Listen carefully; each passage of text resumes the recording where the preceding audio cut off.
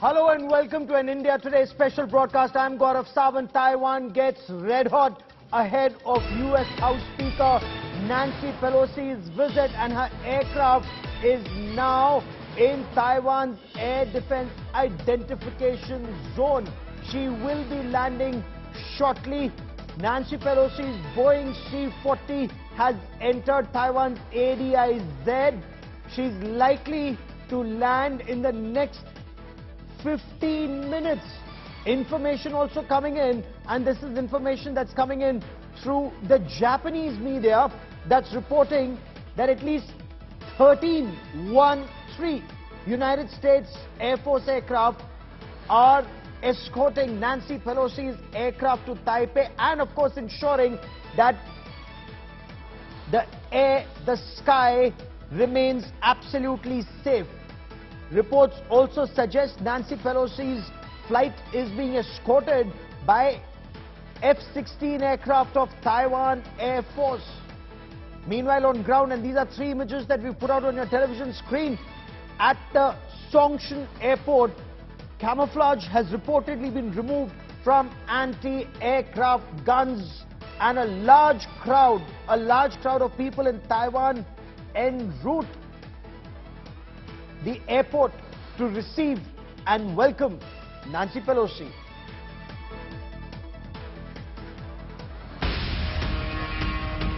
Global flashpoint over Taiwan. Pelosi to land in Taiwan any time now. China threatens, world holds breath. Chinese hardball or just mind games? Dragons drama or escalation ahead? Big focus on News Strike. US Air Force F-22 Raptors and F-15 Eagles, they are escorting Nancy Pelosi's aircraft. They've taken off from an airbase in Japan. That's the information that's coming in through the Japanese media. There are also 5 mid-air refuelers in the sky at different locations, which means, are these combat air patrols? Are they securing the skies to ensure Nancy Pelosi's Boeing lands safely in Taiwan? And there is no threat, because the rhetoric from China has intensified, and over the course of the next 1 hour, we get you details. I'm Gaurav Sawant, as always. Let's get started with the headlines at 8. Congress hits the streets in protest. Enforcement Directorate raids the National Herald building in the national capital. Searches on at 12 different locations in connection with the money laundering case.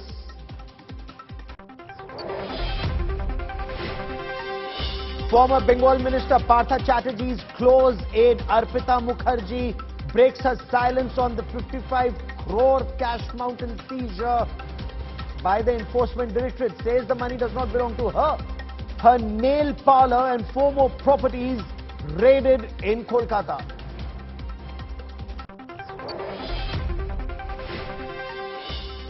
Congress party attacks the Narendra Modi government over Lal Singh Chadda. Backs Amir Khan over boycott trend. Congress Neta Priyank Kharge says India has become intolerant.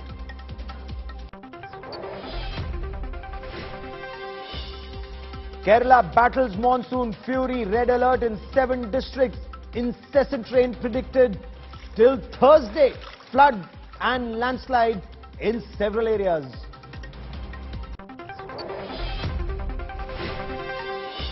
Clear Pakistan link emerges in the drone strike and killing of Ayman al-Zawahiri.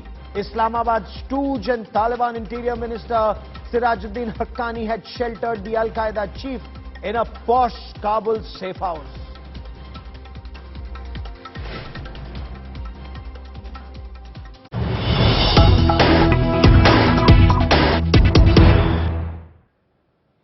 So in about 15 minutes from now, US House Speaker Nancy Pelosi's aircraft is scheduled to land in Taiwan. And you have the US Air Force, F-15 Eagles and F-22 Raptors, fighters in the air. You also have 5 mid-air refuelers in the air. Apart from these US Air Force assets, you also have F-16s of Taiwan Air Force in the air to protect the skies as the aircraft comes in. Nancy Pelosi is scheduled to land at 20:15 hours IST at Taipei. Now, Japan has reported 13 US Air Force aircraft have taken off from different US bases in the region. They will escort her to Taipei and ensure that combat air patrol or protecting the skies is ensured. Now, in Taiwan, in Taipei, buildings are displaying "Welcome to Taipei, Speaker Pelosi" signs. Also, Taiwan loves US, and we will show you those pictures on your television screens shortly. Massive, massive security in place, and China clearly frothing in the mouth. One propaganda video after the other, including messages in the past 48 hours, ready for combat. That's the message that comes out from China. The question remains, is this a video that's being put out because it's the 95th anniversary of the People's Liberation Army, or is this a very clear signal? And big breaking story that we get to you: China's Su-35 aircraft. China's Su-35 aircraft close to the ADIZ, or Air Defense Identification Zone. In Taiwan, anti-aircraft guns, camouflage cover removed from those anti-aircraft guns. 13 US fighters and tankers flank Pelosi's aircraft. That's the information that's coming in. She will land very shortly.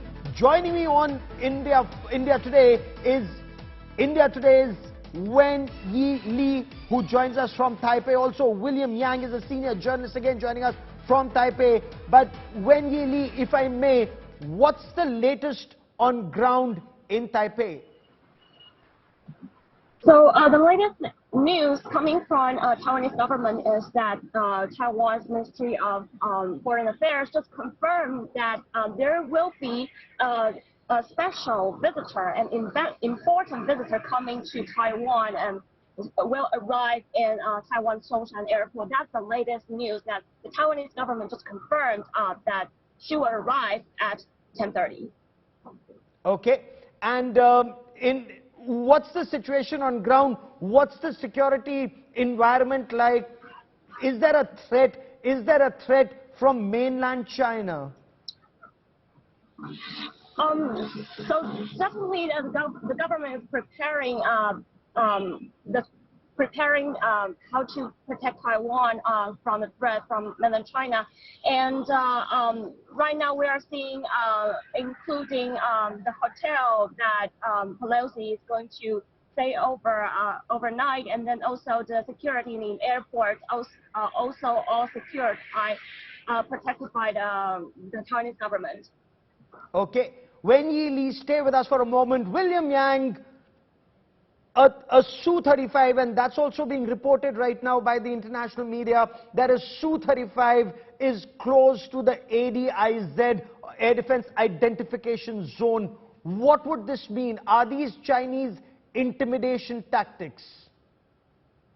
Yeah, this is clearly very consistent with what China has been doing to Taiwan over the last few years by flying different kinds and types of their fighter jets into Taiwan's Air Defense Identification Zone. And this is nothing new and nothing very innovative, but at the same time, it just signals that China is very closely following and watching the landing of Pelosi's plane, and at the same time, it is not backing down in terms of not scaling back its tactics that has been using against Taiwan and putting pressure on Taiwan. And at this very crucial moment, I think it's a demonstration of their determination to stick with what they had previously warned before Pelosi decided that, or information confirmed that she is coming to Taipei, which is that the People's Liberation Army is not going to sit idly if she decided to visit Taipei. And now that it's clear that she will be landing in a short while from now, for the benefit of our viewers in India, the difference between airspace air defense identification zone and the classification of a threat as far as Taiwan is concerned. What happens? What are the standard operating procedures, William Yang, if a Chinese aircraft or a hostile aircraft is in ADIZ, or a fear or an apprehension that it may come into Taiwan's airspace? So the typical handling of a Chinese military aircraft being spotted in Taiwan's ADIZ is that Taiwan's Air Force should send their own military aircraft up into the air to monitor and also send out warnings while the Chinese aircraft is being identified or still within the zone. And of course, when the Chinese aircraft had made the case of actually crossing into Taiwan's so-called airspace, then there will be an escalation of the Taiwanese response. But we have actually not really seen that being deployed or used by Beijing just yet. But the frequency that they have been deploying their military aircraft into Taiwan's ADIZ is really putting pressure on Taiwan's Air Force over the last few years, because whenever they spotted Chinese aircraft, they have to deploy and scramble, and the frequency of that is really putting a lot of pressure on the pilots, and at the same time it's depriving the pilots from getting all the other trainings or all the other preparations that they need to actually be in preparation mode for whatever kind of event that is happening within their own territory of management. So that is why a lot of the experts were saying that the frequency that the Chinese has been doing that is actually going to be taking a toll on Taiwan's Air Force in the long term. So a much bigger Chinese Air Force is sending in its aircraft, and a smaller Taiwanese Air Force, the pilots would be tired, the engines and the aircraft and the avionics and the entire systems would be under pressure. But when Yi Li, what would Speaker Nancy Pelosi's schedule be from the moment she lands? How long will she be in Taiwan? Apart from President Tsai Ing-wen, who all is she meeting? What's on her agenda? So she is expected to stay in Taiwan for less than 24 hours. So she stay overnight in Taiwan, and then tomorrow morning there will be a meeting expected to with President Tsai Ing-wen, and then she will visit Taiwan's legislative and Taiwan's Congress. Later, there is also an expected luncheon with some group of people. And then also some human rights activists are expected to see Nancy Pelosi as well. So these are all the schedules that are expected during the day tomorrow, and then later afternoon she will leave Taiwan for South Korea. Okay. William Yang, what are expectations in Taiwan? What's the buzz on ground? We do see these posters and banners at hotels, welcome US Speaker, Taiwan loves US, but what's the buzz on ground? The buzz is actually a two-camp, basically waiting outside her hotel, and also near the, basically one camp is Taiwanese people who are very strongly believing in the benefit of building closer ties with the United States, whereas the other crowd is more pro-unification with China that have actually been staging protests outside the hotel since this afternoon. And there were reports of minor shoutings between both camps. And actually now I think the official broadcast of the situation at the airport is just showing that the plane is probably just about to land. So we're actually seeing Taiwanese Foreign Minister Joseph Wu waiting for Pelosi, and he will be the first Taiwanese official that she's going to be greeting. And the AIT, American Institute in Taiwan's director, Sandra Oakirk, is also at the scene to accompany Joseph Wu and to welcome Pelosi. So Pelosi is expected to be going straight to the hotel after she landed. So there will be no public engagement, And it will be interesting to see where she tries to go into the hotel, because there is a huge crowd of journalists basically crowding outside the main entrance of the hotel, and there are also hundreds of police waiting around to ensure her security. Okay, both of you stay with me for a moment. We are just being told, you know, that red dot that you see on your television screens, this is a live shot that's coming from the Taipei airport, and this is where her aircraft is coming in to land shortly. We are told it will be landing very, very soon in Taiwan. What's the signal? What's the messaging? Is this symbolic? Is this substantive? Is this actually going to rile China? These are several questions that we will be putting to a panel of experts and, of course, our reporters and analysts on ground. India Today has the biggest team of reporters and analysts in Taipei, getting you all angles to this story. But Wen Yi Li, as far as Taiwan is concerned, are you looking at this visit, and in Taiwan, is this being looked at as a symbolic visit, or is there something substantive that will come out of this? This is really a symbolic visit because as a lot of media reports, this is the first time after 25 years that the House Speaker from the U.S. Is visiting Taiwan, and also the highest ranking officials coming to Taiwan. So people are really expecting to see what this kind of visit could bring to Taiwan, maybe more kind of cooperation or more friendship with the U.S. Okay, so you said this is more symbolic, and that's the first image that we're getting to you of Nancy Pelosi's aircraft coming in to land at Taipei, the Songshan airport. There is a large crowd, we are told, waiting to receive her. The foreign minister is at the airport to receive her, and that's the aircraft that's coming in to land. But William Yang, as she comes in, symbolic or something more substantive that you expect out of this visit? And is it actually, as some argue, putting Taiwan in harm's way? I think it's difficult to really gauge whether the effect is going to put Taiwan in a more harm's way or actually benefit from it. I think there are both arguments will stand up, because on the one hand, these kind of very high-level visits always give Taiwan a lot of international attention, and this is probably the highest attention that they've ever actually given. And at the same time, the concern is that this kind of very high-profile visit could actually, it's not really helping to improve Taiwan's security and safety.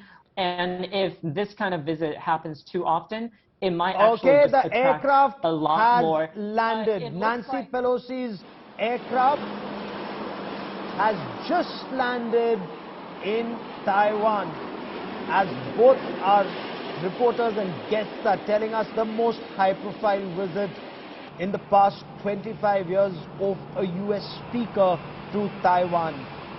The aircraft has just landed. Remember, this aircraft landing here is a direct, as the Chinese say, you play with fire, prepare to be burnt. And yet Nancy Pelosi has pushed ahead with this visit. China has reacted very angrily to this visit. In fact, we are getting a reaction from the spokesperson of the Chinese Foreign Office, MFA. China says, if the US insists on following the wrong course of action, then it should be responsible for any serious consequences arising thereof, despite the bluster. And the question remains, what you see from China, is it bluff and bluster?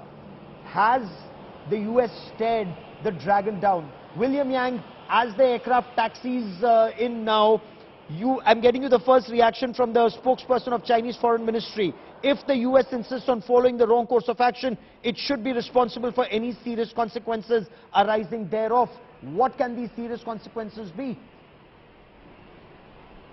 The consequence, I think, could be US officials being sanctioned, or certain individuals being banned from entry into China. I think it's a really wide range of like possibility.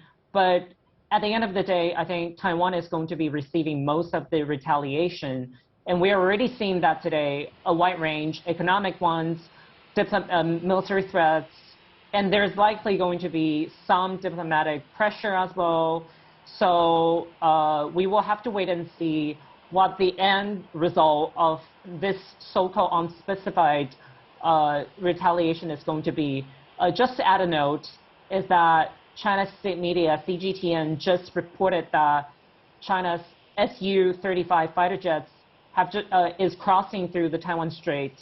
We are unclear about how far they're going to cross. The last time that a U.S. high-level official, Alex Azar, visited Taiwan, they almost crossed over the median line of the Taiwan Strait. And of course, Pelosi is a much, much higher level official than Azar in terms of her position in terms of in line for presidency. So we will have to see if there will be more actual threats or movements from China tomorrow when she meets Taiwanese President Tsai Ing-wen and also leaders of the legislature. Okay, is this actually the U.S. putting China in its place? Chinese President Xi Jinping, no less, the President of China, warned the President of the United States of America, saying, if you play with fire, prepare to be burnt. And that warning, despite that warning, you see that aircraft. That is Nancy Pelosi's aircraft. It's just touched down in Taiwan. And this is America staring the dragon down. Is that what is happening? Wen Yi Li, is this America staring the dragon down? But does this put Taiwan in harm's way? So, a lot of the experts are saying that the potential war or potential military real action is not really happening. It's not going to happen because this is like usual threat like China has taken.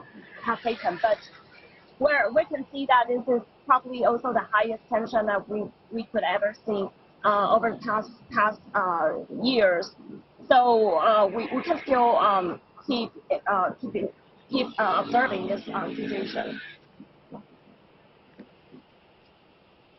Okay, stay with me. Let me also bring in Jonathan Wajrud joining me on the broadcast. And Jonathan, you are analyzing these images, these developments, the warning that China sent out, not just at the level of the Foreign Office, but also at the level of the President. And yet, we see this touchdown. What does this mean, sir? What we're seeing is the playing out of something that, really, frankly speaking, if we look at the way things have been going over the last weeks, months, arguably even years, we've been at this tension point anyhow. So we're seeing the movement maybe moving up of some of the rhetoric and the intensity of the standoff to a heightened level, but we would have inevitably ended up in this place anyhow. That's where things have been going. So we are indeed seeing a hyper standoff happening right now. The stakes are extremely high, but it's not, so unusual to be seeing ourselves in this awful place, arguably, but we were heading here anyhow. Okay, so either ways this would have happened, but has this actually increased the pace? Or, earlier China was saying, yes, there will be reunification between mainland China and Taiwan, but there was a time frame for it, or a longer time frame. Has that been speeded up with this development? Some argue it could happen as early as the next 18 to 24 months. Do you see that happen? Gaurav, we've been in this place, this tense place, for the last decades. This is not new. In fact, frankly speaking, the United States is still at war with China over North Korea. That was never a completely resolved war. So the tensions have always been there. The question is whether the United States and like-minded democracies are going to tolerate a menace coming from the mainland, looking to suppress and crush an island people, a proud people who really enjoy democracy, and looked at what happened in Hong Kong and watched the same type of fate happen to them. Okay, and we're looking at these images of the delegation and Nancy Pelosi. They are stepping out of the aircraft. Some would argue this is truly historic. Nancy Pelosi lands in Taipei despite China's warning. Despite China, the Chinese President Xi Jinping warning the US President Joe Biden, don't play with fire, you'll get burnt. Despite that, Nancy Pelosi has landed. Also joining me on the broadcast is Sana Hashmi. She's a visiting fellow at the Taiwan Asia Exchange Foundation. Sana Hashmi, how do you see this development? Despite China's warning, Nancy Pelosi has touched down. Is this staring the dragon down, ma'am? I think it's a very good development. First, it actually shows that US is standing with Taiwan, and it's a great show of support for Taiwan. And if you look at Taiwan's response for the past 2 days, what we have seen is Taiwan didn't really comment on it. Taiwan was playing low-key. But as soon as Taiwan realized and Taiwan got to know that the plane is going to be safe, they made an announcement. Taipei 101 was lit up, and there was a message for Pelosi, welcome to Taiwan. And they were live telecasting her arrival. And even Joseph Wu, he went to the airport. I think these developments, it actually shows that Taiwan is really not playing low-key anymore. So I believe that the visit is really not symbolic at all. And there's going to be huge impact on Taiwan's international space and how other countries are going to view Taiwan from now. Okay, very interesting you say that, and we're staying on these images full frame for a moment. Nancy Pelosi steps out of the Boeing 737 being received by the Foreign Minister of Taiwan. Now she is leading a delegation of congressmen and congresswomen and senators as they reach Taipei. Remember, many in the United States have also opposed this visit, saying that this could actually put Taiwan in harm's way. There are some who are saying that there is not much to be achieved. In fact, US President Joe Biden also indicated that the forces were not in favor of this. Now, Executive Director Signal, Caris Whitty, also joins us on the show. And Carison, your appreciation, what do you make of these images of Nancy Pelosi and the delegation stepping down of the aircraft, reaching Taiwan, and soon they will be meeting the president? What signal goes out to the world? Prior to her arrival, the comments made by President Xi and Global Times and the defense minister of China all were fire and intensity. And we see that, and the Western interpretation of that was, will there be war? A lot of people were afraid that this would spark a war. It was clear to people who follow China, such as myself, that that could not happen because of the situation within China with the 20th Party Congress around the corner, stability necessary, and war would not be conducive to the setting that was needed for Xi Jinping to gain his third term. Seeing Pelosi land with congressmen, given who she is and how all of this transpired, we can understand that, first of all, the West should readjust its interpretation of China's commentary.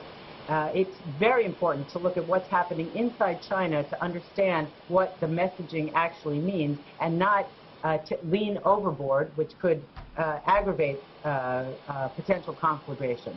At the same time, we do see and expect that the Chinese are going to react by live fire exercises, perhaps when she leaves, by having these overflights come closer and closer to the border of what is acceptable prior to a real military response. And in general, I think the smart question you asked is symbolic or not, and we heard two different perspectives. I think from the American side, it's more symbolic and wasn't necessary to symbolize the movement of the United States on its strategic ambiguity.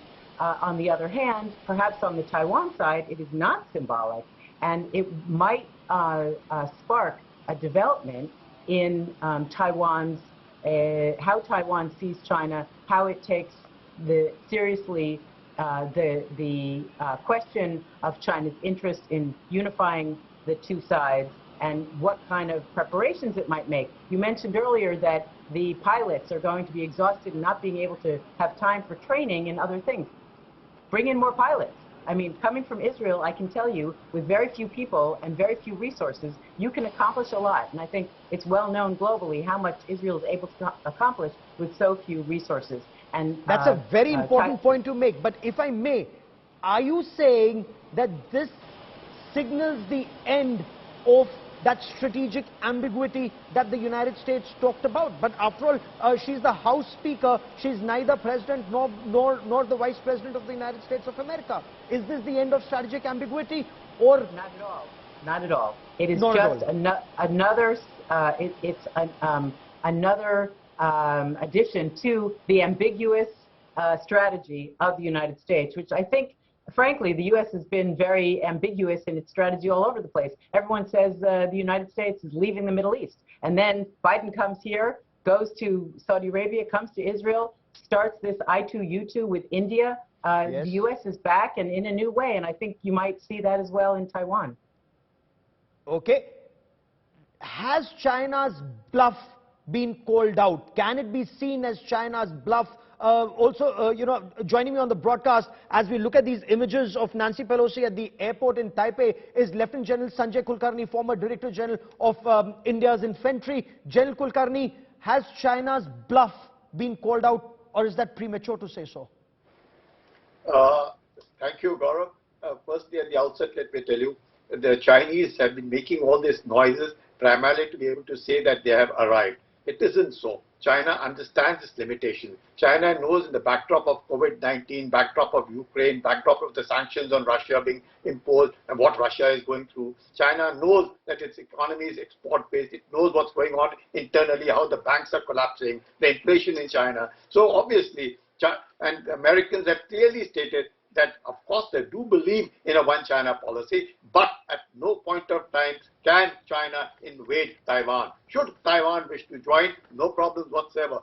The Americans stand for a one-China policy, but definitely an invasion by China is not what the Americans want, and the Americans will stand by Taiwan. So that is the messaging which has been done. And obviously in this backdrop, the Chinese probably thought that they could, well, you're rightly saying, a bluff being called out, Xi Jinping been wanting to say, well, if you cross the red line, you're playing with fire. All these were rhetorics that were being used and whole lot of things. No, but what do we see happen over the next 24 to 48 hours? Because Sana Hashmi, and before I bring in Jonathan, Sana Hashmi, is this a major loss of face for Chinese President Xi Jinping? He warned the US President, and yet Nancy Pelosi has landed. I think it is still primarily psychological warfare, and if we look at it, it's primarily for the domestic audience. If you look at the videos that are coming out from China, the tanks at Xiamen, if you look at it, people, local citizens of Xiamen are there roaming around on the beach. So I think it's primarily for the local people. And I think what they did in the past 2 days was primarily, they thought that perhaps the visit might be called off if they continue. Okay, give me a moment as we reestablish that audio link with you. Jonathan, your appreciation, loss of face for Xi Jinping, or will he try something to save face before his proposed third term, given the fact that they're already talking about banning trade with some 100 companies that export agricultural products to China? Will they escalate economically, or can they also escalate militarily? I would anticipate some sort of escalation, bringing it to the brink of war. As one of the commentators said earlier, I doubt that.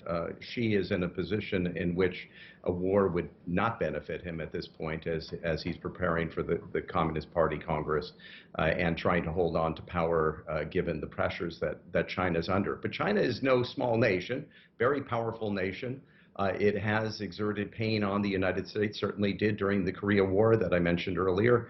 It still has the capability in its relations regionally and economically. So there are ways to exact some pain in here, and Xi certainly does need to save face from his perspective, because if you're holding on to power, you have to show power. If you're holding on to power in a non-democratic way, often when you're an autocrat, you need to show some strength, otherwise you get yourself in a lot of trouble. So I'd anticipate some difficulties ahead, whether that means menacing the Taiwanese Air Force, the way this has been going on for far too long, ratcheting up things, trying to exhaust the economic pressure that we're seeing, of course, with trade between the mainland and Taiwan.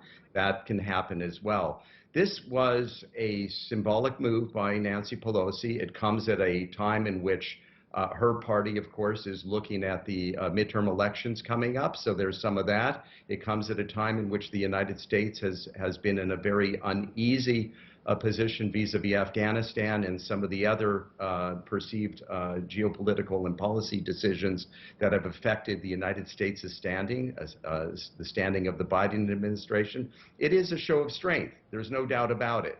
And you know, how it goes from here depends on how much of a fight she wants to make out of this. The United States clearly is not wanting to give up on its support of Taiwan. That has been the posture for decades. It almost came to nuclear blows under the Eisenhower administration. Yes. So, you know, we're in this game, and we're in it, and this, you know, could be arguably a very helpful signal to Beijing. Look, don't push it. You try to pull off something like what we've seen Vladimir Putin do in Ukraine, and you're going to get in a hill of trouble. So, but if I were to take that example, the attempt was to put Vladimir Putin in trouble. It's Europe that appears to be in trouble, especially with winters approaching. That's one aspect. Is Putin in trouble, or is Europe in as much trouble, or likely to get into more trouble? And Carries, once again, if I could bring you in, what kind of escalation and retaliation do we anticipate or apprehend as far as Taiwan is concerned? Okay, Nancy Pelosi has just tweeted after landing in Taiwan, in solidarity with 23 million Taiwan people. That's the message that comes out of Nancy Pelosi the moment she lands in Taiwan. And Carries, is this rubbing Xi Jinping's nose to the ground? Is that what the US has just done, ma'am?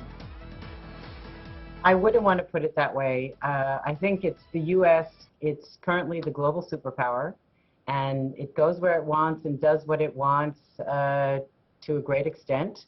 And how Xi Jinping wants to take it and how China wants to present it is a different story. But I don't think the goal is to rub his nose in it. The goal is absolutely to show that the U.S. is still number one, and it is not going to be bullied by threats and intimidation.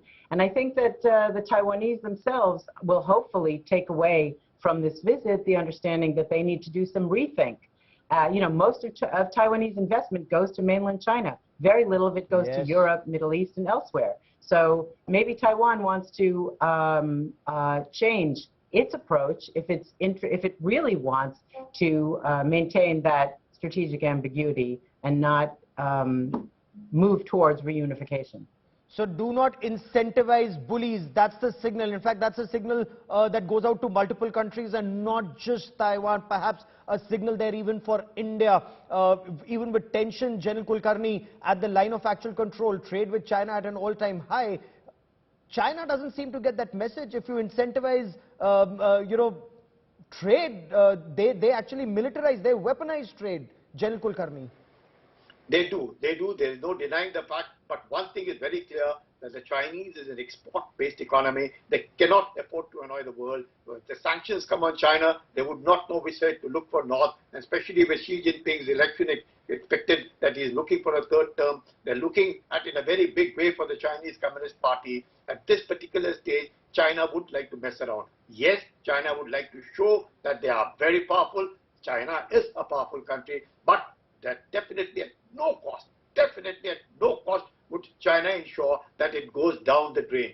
Firstly, because its economy is in shatters. And after COVID and the way things are happening in Ukraine, China knows that it cannot mess around with the entire world. It's so much better that it can show itself that yes, it's an autocratic country, it is a powerful country, but definitely not beyond a point. And Xi Jinping knows his limits. Much that he might say that America don't play with fire, but Xi Jinping knows his limit and he would not. But India has to be careful. India must always be very, very vigilant. India cannot take a chance because it says, whatever we have to do, it is all that we have to do. Nobody is going to come to our rescue. And therefore, it's very important for us to be vigilant to ensure that at no point of time, China looks towards Ladakh. Yeah. Sana Hashmi, is this also your appreciation that China or Chinese President Xi Jinping overplayed his hand by warning the US President, don't play with fire, you'll get burnt, not realizing that he still has many years to catch up with the United States of America in terms of military or economic strength? Definitely, I felt that they overreacted. They could have downplayed it as well. And even if you look at the social media, all the Chinese state media accounts as well as the Ministry of Foreign Affairs officials, they are online and they are threatening right now US and even about Su-35 crossing Taiwan Strait. This is a common tweet and the language is also the same. So you know that there is a kind of similar approach that everyone is following in China. So I feel that this is actually a loss for China. Because a few days back, Pentagon White House, it wasn't really on board with Pelosi's visit. But now if you look at it today, as soon as she landed, the first thing she did was to post the photos. Second, what she did was tweet. And if you look at her visit to other countries, she took time to tweet. And this is how officials and when congressional visits happen, they take time to tweet. But this is the first thing that... And also apart from that, what I would like to point out here, representative office, the de facto embassy, sometimes when such visits happen, they distance themselves from the visits and they're not very proactive, but even they have tweeted about it. So what the US is trying to show us is that there is unity and the intimidation is not going to work with the US and with Taiwan as well now. Intimidation will not work either with the US or with Taiwan. Wen Yi Li, you are a correspondent on ground, and how has Nancy Pelosi been received on ground? So a lot of people, Taiwanese people here, as I just mentioned, they are expecting Nancy Pelosi to bring more friendship from the U.S. To Taiwan. And I wanted to make some points that what is expected is that tomorrow, what kind of message is she preparing to send to Taiwan? That's an important thing that we need to take care of, because she's going to visit the Congress and then she's going to meet a lot of human rights activists. We've known that she's a long-time human rights supporter, so this is an important factor that we want to see. And also, last week, the U.S. government, the U.S. Congress just passed the CHIPS Act. So the semiconductor industry would be one point that we want to look at as well for tomorrow. Okay. William Yang, do you see China escalate over the next 24 to 48 hours? Or will they wait after Nancy Pelosi leaves? Do you just see more violations like the Su-35 that came very close to the median line, we are told, and went back? Do you see more violations? They may even cross the airspace.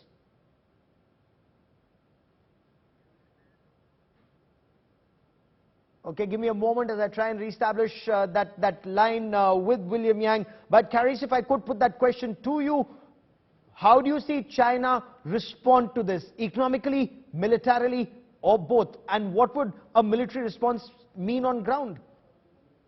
I see military as I said earlier, an increase in exercises, more aggressive types of exercises, larger, more often, more presence in the South China Sea and the Taiwan Straits, more overflights, and in general, a more belligerent tone with respect to the potential for conflict. And when you have more, if U.S. has more military presence, China's more military presence, the more you have, the more there is a chance for accidents. But it's economic will probably be focused towards Taiwan. And that could backfire because, as I said earlier, that could cause Taiwan to be motivated to turn in other directions, and just as what happened in Australia. And we will also possibly see, as one of your other guests said, some sanctions on specific individuals. But none of it will be extremely aggressive in light of the kind of threats that we heard in the beginning. We're not talking about war. We are not talking about war. So all that war talk, in your appreciation, was bluff and bluster. That bluff and bluster has been called out both by the US and by Taiwan. William Yang, what are Taiwan's expectations from this visit?